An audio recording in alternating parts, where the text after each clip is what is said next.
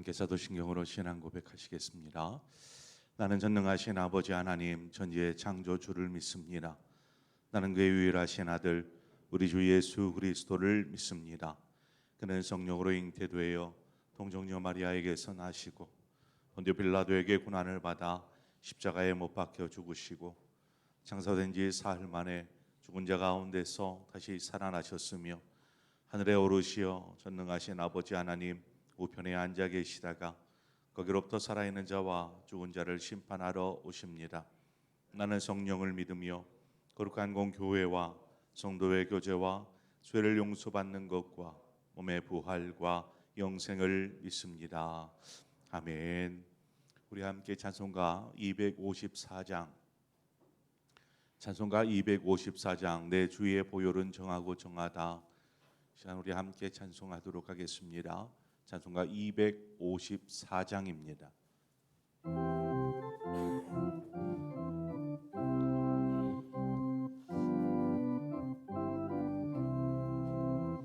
내 주의 보혈은 정하고 정하다. 내 죄를 정케 하신 주 날 오라 하신다. 내가 주께로 지금 가오니 십자가의 보혈로 날 씻어 주소서.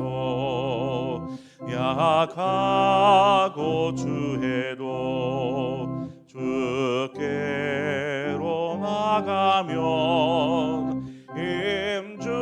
힘주시고 내 추함을 곧 씻어 주시네.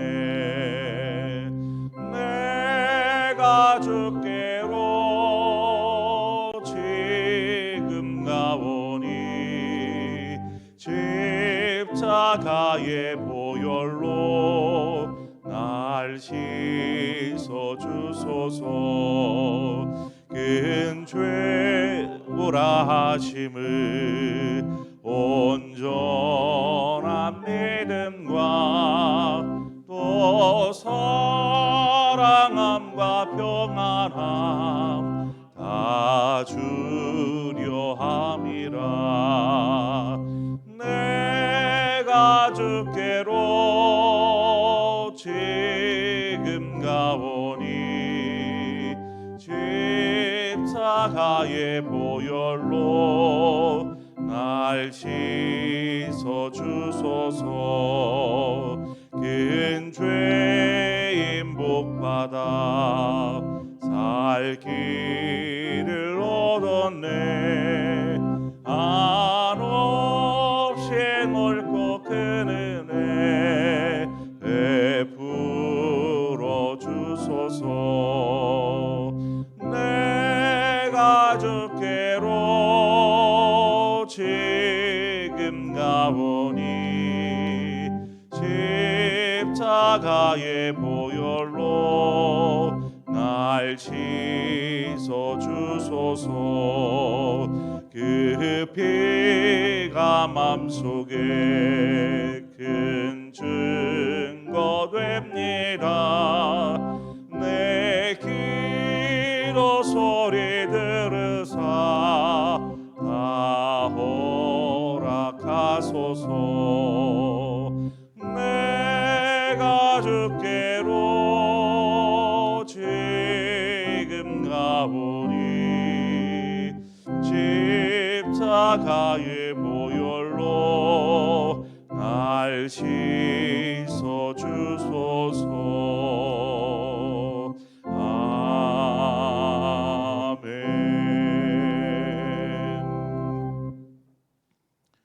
하나님의 말씀 보겠습니다. 사무엘하 11장 1절에서 5절의 말씀을 한 절씩 교독해서 보겠습니다. 사무엘하 11장 1절에서 5절의 말씀입니다. 한 절씩 교독합니다. 그 해가 돌아와 왕들이 출전할 때가 되매 다윗이 요압과 그에게 있는 그의 부하들과 온 이스라엘 군대를 보내니 그들이 암몬 자손을 멸하고 라빠를 에워쌌고 다윗은 예루살렘에 그대로 있더라.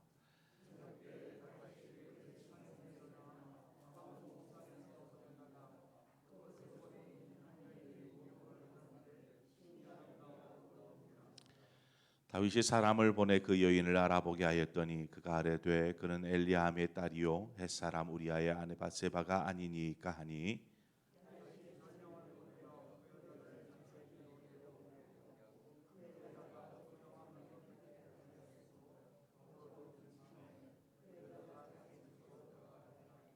함께 읽습니다. 그 여인이 임신함에 사람을 보내 다윗에게 말하여 이르되 내가 임신하였나이다 하니라. 아멘. 오늘 본문은 다윗이 왕이 된 이후에 그 씻을 수 없는 죄에 대한 기록입니다. 이러한 죄에 대한 기록을 왜 이렇게 성경에 기록해 놨을까 생각해 봅니다. 다윗이 어떤 왕입니까? 다윗, 이스라엘에게 있어서 다윗은 위대한 왕입니다. 그래서 지금도 다윗의 별을 이야기하고 다윗 왕을 이야기합니다. 이렇게 다윗이 그렇게 위대한 왕이 된 것뿐만 아니라 이 다윗은 오실 예수 그리스도 메시아에 대한 상징적인 의미가 있는 왕이기도 하죠. 메시아를 대변하는 다시 오실 주님, 왕으로서 오실 주님을 대변하는 그러한 왕이기도 합니다. 그런데 다윗에 대한 다윗의 생애의 기록 중에 이처럼 치욕스러운 장면을 이렇게 가감 없이 그대로 묘사해 이야기해 놓았습니다. 보통 기록물을 남길 때에는 치적, 잘한 것들 이런 것들을 중심으로 남기지 그가 잘못한 죄된 일들을 직접 기록에 남기거나 하는 것들은 잘 하지 않지 않습니까? 그러나 오늘 다윗의 이스라엘에게 있어서 이제 이 기록은 이때 당시에 기록되어진 거죠. 훗날에 기록되어진 것입니다. 훗날에 기록되어졌음에도 불구하고 그 위대한 왕 예수 그리스도를 상징하는 다윗에 대한 이야기를 거론할 때에 이 이야기를 빼놓지 않고 있더라는 것입니다. 그것은 그만큼 이 내용이 중요한 의미가 있다라고 볼 수 있는 것이죠. 자, 우리가 함께 말씀으로 살펴보죠. 그 해가 돌아왔다라고 기록하는데 그 해는 새해를 말합니다. 새해, 새해가 시작되었다라는 의미인데 10장에 보면 우리가 아람과의 전쟁들을 계속 다루었지만 그 시작은 이스라엘과 암몬과의 전쟁이었습니다. 이스라엘과 암몬과의 전쟁. 이 전쟁에서 암몬은 용병으로서 아람을 이렇게 돈을 주고 사서 자신들이 치를 이스라엘과의 전쟁에 참여케 합니다. 그러나 아람들이 돈을 받고 왔었지 생명을 내걸 만큼의 그러한 의지나 열의는 없었던 것이죠. 그래서 전쟁이 막 시작되니까 이들이 죽기가 무서워서 뿔뿔이 흩어지고 도망쳐 버립니다. 그것을 성 앞에서 진을 치고 전쟁을 치르는 이 암몬 사람들이 보고 나서 저들도 같이 성 안으로 도망쳐 버립니다. 그러니까 이 암몬과 이스라엘의 전쟁은 뭔가 승패가 명확하지 않는 흐지부지하게 전쟁은 그저 그렇게 끝나 맞춰 버린 듯 보입니다. 그런데 이 전쟁이 흐지부지 끝난 듯 보이지만 지금 오늘 본문에 보니까 다시 재개됩니다. 암몬과 이스라엘의 전쟁이 이제 새해를 맞이해서 다시 시작되는 것을 보게 됩니다. 참고로 이스라엘에게 있어서 새해는 우리 태양력으로 보면 3월, 4월 정도가 됩니다. 3, 4월 정도에 이제 새해가 찾아오는데 이때부터가 봄이 시작되고 또 이때부터가 이제 건기가 되는 것이죠. 이제 그 전까지는 추운 겨울이었고 우기, 비가 자주 오는 그러다 보니까 무슨 활동이나 전쟁을 치른다거나 이런 것들이 다 중단되는 것이고, 이제 날씨도 맑고 또 따뜻해지고 하니까 이제 전쟁이 다시 시작되어지는 것입니다. 결국 암몬과 이스라엘은 다시 전쟁을 치르게 되는데, 이스라엘에서 군사령관인 요압을 필두로 온 이스라엘의 군대를 징병하고 또 이들을 참전합니다. 그래서 암몬이 그때 성 안으로 도피했던 그 수도 라빠, 이 라빠를 이제 에워싸듯 진을 치고 공격해 가는 것이죠. 이때 다윗은 온 이스라엘이 참전한 이 전쟁에 참여하지 않습니다. 본문에 보니까 그저 예루살렘에 거하고 있었다, 성에 거하였다라고 기록하고 있죠. 이스라엘 왕이 온 군대가 출전한 상황에서 함께 참전하지 않고 예루살렘 궁에 머무르고 있음으로 인하여서 이어지는, 그러니까 그것이 발단이 되는 것이죠. 죄를 범할 수밖에 없었던 사건의 발단은 그가 전장에 있지 않고 궁에 있었기 때문입니다. 우리는 여기서 귀한 지혜를 좀 얻게 되죠. 다윗이 있어야 될 곳은 어디였을까요? 편안한 궁이었을까요? 아니면 전장이었을까요? 이것은 우리 스스로 한번 생각해 보아야 합니다. 백성들을 전쟁터에 보내놓고 자신은 왕궁에 거하면서 편안히 있다라는 것, 이것은 분명 우리가 쉽게 납득하거나 이해할 수 없는 상황입니다. 성도는 우리가 있어야 될 장소, 있어야 될 곳에 머물러 있어야 합니다.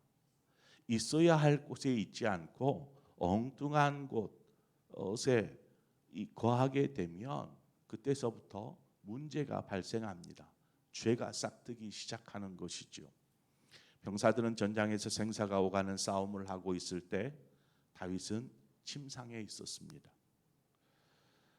전장과 한번 침상, 이 두 장소를 한번 생각해 보시기 바랍니다. 우리가 치열한 삶의 자리를 팽개치고 나는 싫어 하면서 편안한 곳에만 머무르려 하면 우리의 삶은 어떻게 되겠습니까? 금방 망가지고 말 것입니다. 힘들어도 일할 자리에 머물러 있어야지요. 힘들어도 해야 될 일은 해야 합니다. 우리가 있어야 될 자리는 그 자리이기 때문입니다.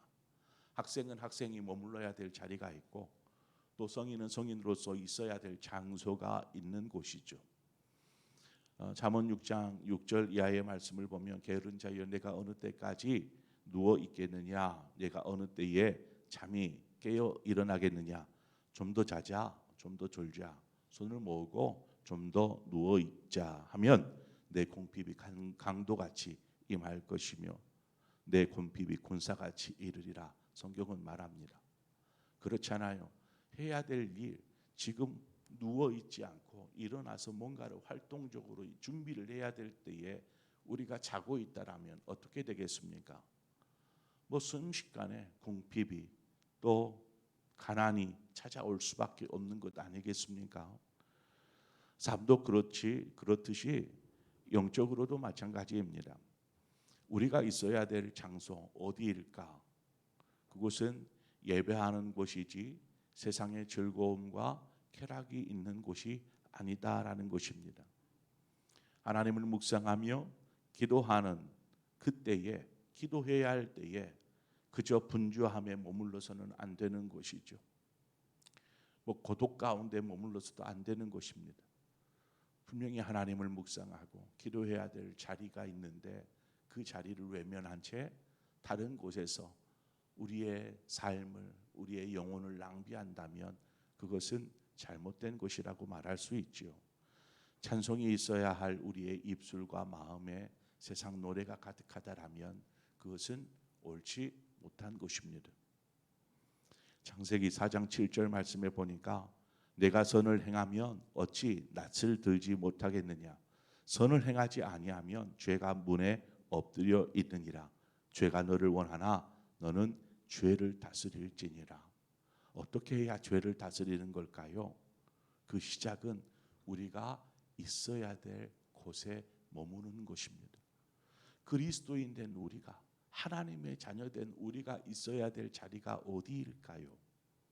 우리는 우리 스스로를 돌아보며 내가 지금 여기 있어서는 안 되는데, 내가 정말 있어야 될 곳이 어디인지를 분명하게 깨닫고 그 자리에 있기를 사모하고 그 자리에 있기를 위해서 우리가 결단을 해야 된다라는 사실입니다.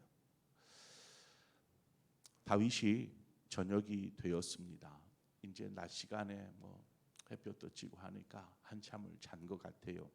침상에서 이제 해가 질 즈음 일어나서 이제 옥상 위로 올라왔습니다. 왕궁의 옥상으로 올라와서 예루살렘, 자신이 다스리는 전체 전경을 이렇게, 왜냐하면 언덕 위에 있기 때문에 옥상 위다 그러면 아마 최고로 높은 자리가 아닐까요? 전망이 얼마나 좋겠습니까? 이렇게 해질녘의 전망들을 바라보면서 이렇게 거닐고 있을 때 그의 눈에 무언가가 잡힙니다. 무엇이냐면 한 여인이 목욕하는 장면이었습니다. 다윗의 시선이 그것을 보는 순간 그의 마음이 동하기 시작하였습니다. 그리고 그 여인이 누구인지를 알아보게 하고, 그리고 자신의 정욕을 참지 못하고 결국 범죄하고 맙니다. 눈이 가는 곳에 마음이 또 몸이 움직여 따라가는 것이죠. 그래서 우리는 안목의 정욕에 빠져서는 안 됩니다. 그래서 우리가 바라봐야 될 것들을 바라보아야지, 바라보지 말아야 될 것들을 바라볼 수 있는 환경이지만 계속 주시해서 바라다 보면 우리의 마음이 자석처럼 끌려가게 되는 것이죠. 그래서 그것들이 계속 우리의 머릿속을 맴돌기 시작하고 그 다음에는 이제 몸이 움직여 가는 것입니다.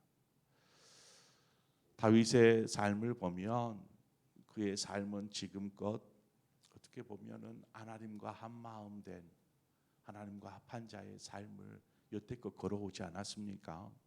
특별히 그의 행적을 기록함에 있어서 다윗이 뭔가를 잘못했다거나 크게 흠이 될 만한 그러한 기록이 없습니다. 그런데 여기에서 어떤 경건의 삶의 종지부를 찍어버리는 것이죠. 분명 사람은 연약하기도 하지만 실수할 수 있습니다. 그렇죠? 나는 죄를 범하지 않아, 이렇게 장담하고 자신할 수 있는 사람이 어디 있습니까? 누구든 죄를 범할 수 있고 또 실수할 수 있습니다. 그러나 그것이 연약하니까 당연한 것으로 우리가 받아들여서는 안 되는 것이죠. 스스로 우리가 연약하기 때문에 힘을 길러야 하는 것입니다. 넘어지지 않도록, 실수하지 않도록 우리 안에 힘을 기르는 것이죠. 때로는 절제할 수 있는 힘을 좀 길러야 하는 것입니다. 보여지는 것을 어떻게 합니까? 보여지는 것을 어떻게 우리는 할 수 없습니다. 그러나 이것이 우리의 눈으로 들어와서 우리의 마음을 차지하려고 할 때 우리 안에 훈련되어 있다라면, 절제의 훈련이 되어 있다라면 이것을 밀어낼 것입니다. 하나님이 기뻐하지 않는 것이고, 나는 하나님이 있어야 될 장소에, 하나님이 원하시는 곳에 머물기를 원할 때에 이것을 밀어낼 수 있는 것입니다. 또한 넘어지지 않으려고 최선을 다하는 것이죠. 끊임없이 싸우는 것입니다. 그러나 다윗의 모습을 보면 다윗이 그렇게 했다라는 모습을 찾아볼 수가 없어요. 다윗은 자신의 마음을 다스리지 못하였으며 그렇게 지금껏 자신이 하나님과 함께 했던 삶이 한순간에 그냥 무너져 버리는 상황에 이르게 됩니다. 고린도전서 10장 12절은 말합니다. 그러므로 손줄로 생각하는 자는 항상 넘어질까 조심하라. 무엇을 이야기합니까? 우리의 연약함을 이야기하고 있습니다. 그러므로 늘 준비하는 것이죠. 자신을 훈련시키고 경건의 삶에 힘쓰며 하나님, 나로 하여금 혹 나도 모르게 이렇게 넘어지지 않고 바른 길 갈 수 있도록 하나님 도와주십시오. 자신의 몸을 쳐서 주께 복종하며 훈련해 나아가는 것입니다. 아이러니하게도 밧세바의 남편 우리아는 다윗의 37인의 용사들 중에 한 명이었습니다.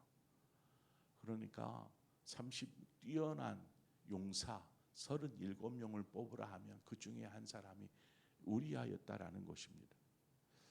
뭐 이후로 살피겠지만 다윗이 지금 이 충성스러운 용사를 전장에 보내놓고 그의 가정을 무너뜨리고 있었던 것입니다. 우리의 삶이 안일함에 취해지면 우리도 모르게 사단은 우리 가까이에 다가옵니다.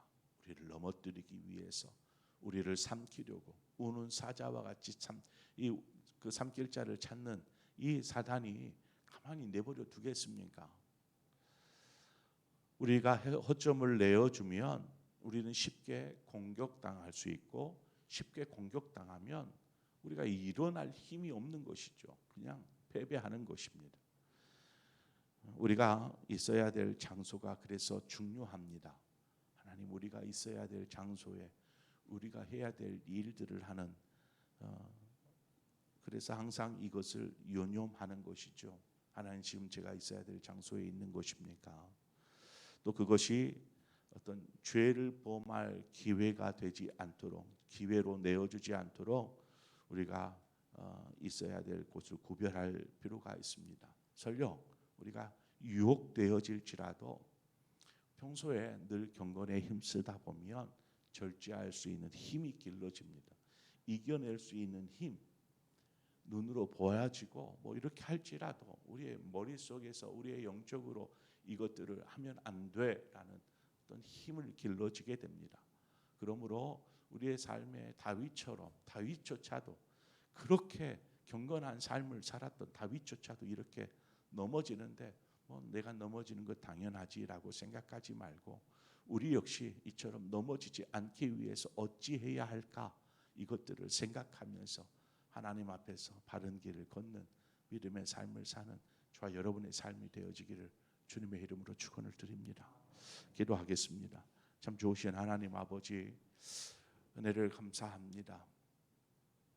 하나님께서 오늘 말씀을 통하여서 우리에게 무엇을 말씀하고 계시는지 스스로 함께 묵상하고, 하나님께서 나에게 주신 말씀, 그 말씀이 있다라면 이 말씀을 붙잡고 우리의 삶을 하나님의 기뻐하시는 삶이 되도록 변화시키기 위해 힘쓰는 시간이 되게 하여 주시옵소서. 우리의 영혼을 붙잡아 주시옵소서. 눈만 떠도 세상에 휘황찬란한 세상들이 보입니다.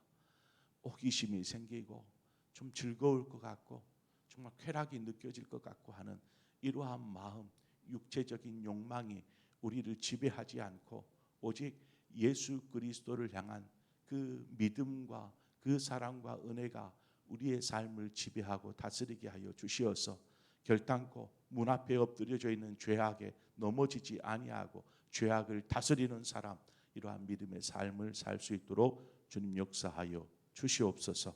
예수님의 이름으로 기도합니다. 아멘. 오늘 이 시간 말씀을 통해서 나에게 주신 말씀이 있다면 그 말씀 가지고 기도하고, 하나님, 나는 어디에 머물고 있습니까? 나는 주로 어디에 머물고 있습니까? 생각하면서 하나님, 하나님의 사람으로 경건에 힘쓰게 하시고 하나님의 기뻐하는 자리에 머무르는 우리의 삶이 되게 하여 주옵소서.